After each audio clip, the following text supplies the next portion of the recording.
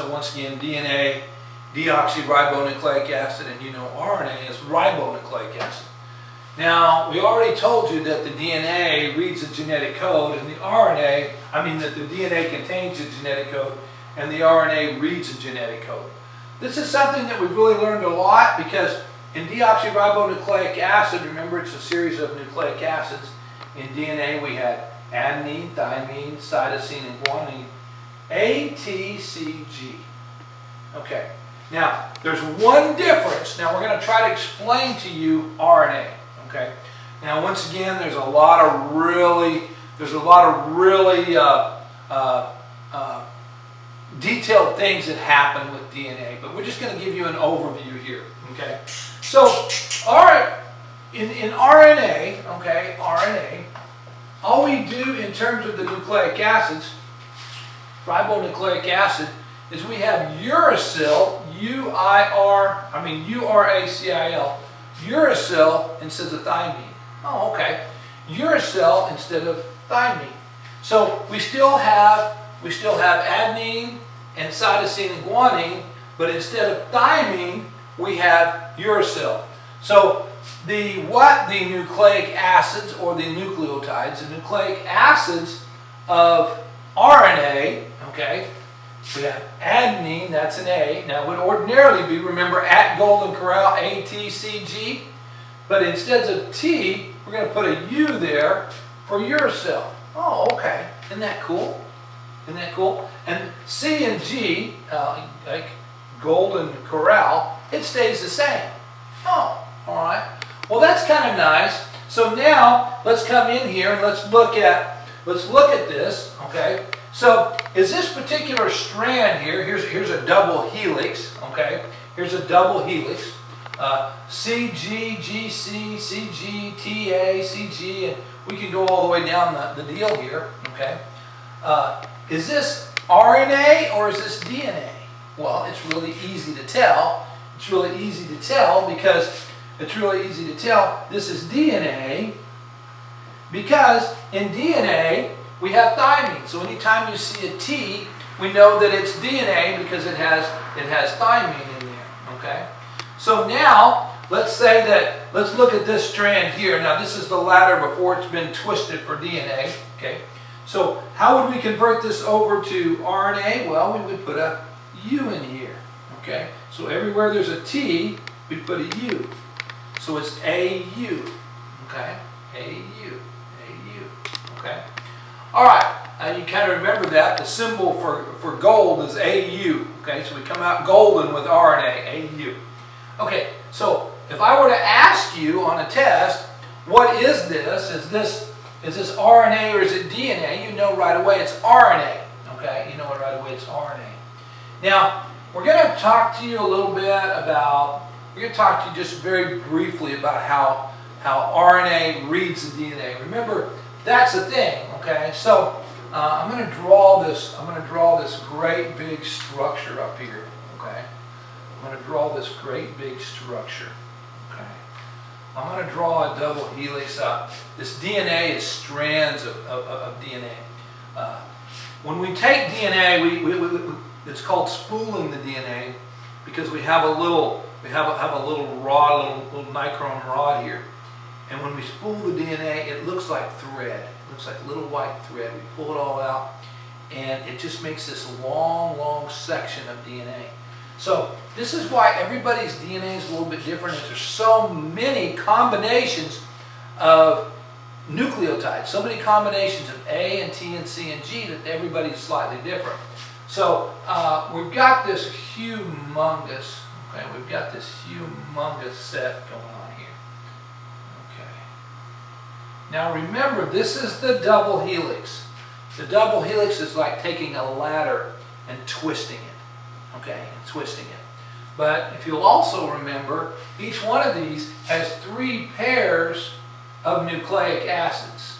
Okay, each line here. And remember, that's called a codon. C-O-D-O-N. So each one of them has 3 pairs. Okay, 3 pairs. So we take this DNA, okay, it's kind of cool. We take this DNA, all right, And let's just say this is A and T and C and G and just any combination. And you're beginning to see that all the different combinations make up. This is why we know this wasn't random. This is why we know, that Mount Rushmore wasn't formed from wind erosion. Okay, we know there has to be a creator. There's a master design. The DNA tells us that there's a master design. Okay, because what happens here? Okay, so once again, everything's a combination of A and T and C and G at Golden Corral. So if I put a G here, we know that that's a C. If I put a T here, we know that's an A. And we can just go any combination down. And what makes them work? Let's put C, G, A, T, G, C. And whatever we put, if I put an A here, you know this is going to be a T. If I put a G here, you know that's going to be a C. So what happens is we have this perfect code, okay? So let's say that this is a skin cell, and let's say that there's all these different codes. Like these codons might tell us different things. Like one set of codons, okay, one set of codons might be for skin color. Another set of codons might be for hair color. Another set of codons might even tell you if you're going to have diabetes or not. Another one might be for height. Another one might be, on your toes. Is your second toe longer than your big toe? So big things and little things in here. Now, it's really kind of interesting because this DNA is this bundle of all this information. Okay, it's this bundle of all this information. So what happens is when a cell wants to make a new cell, okay, it's got to read this. So this is where I want to show you, okay, this is when I told you that the RNA reads the DNA, okay? The RNA reads the DNA. So as we begin to make a new cell, okay, what the RNA does is it unwinds this double helix. So now we have, this ladder, okay? All right, so let's look at this ladder. Let's put cell here. Okay, so made up of sugars and proteins here. Okay, so anyway, you get the idea. We've got this big ladder. Now, what's the first rung on this ladder? This first rung is A and T. Okay, all right. So it's still the same. It's just now it's reading these. So C and G and C, T and A. And what does this would be DNA because it has thymine in it. Okay. But what the RNA does is the RNA comes in here. This is amazing. Okay. The RNA comes in and reading and splitting the cell. The RNA comes in here and begins to split these off into two. Okay? The RNA splits them off into two. So this side now, okay, so the RNA comes in and the RNA replaces the thymine with uracil. Oh. Well, every time that uracil shows up, uracil makes a split in the cell and allows it to read it and then transfer it over. Now this sounds complicated, okay? But what we have here is we have something called cell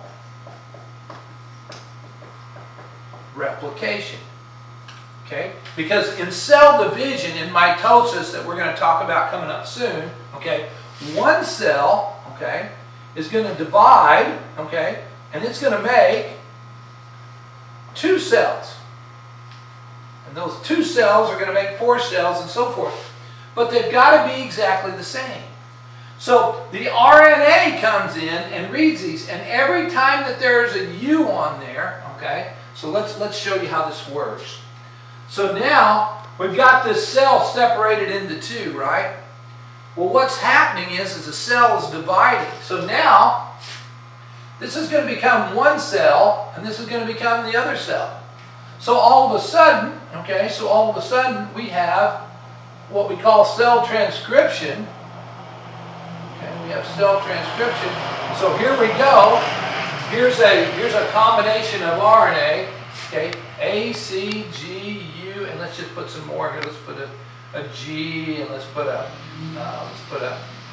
A, and let's put a C, and let's put another U. Every time there's a U there, the uracil starts the production of the other side of the ladder, okay?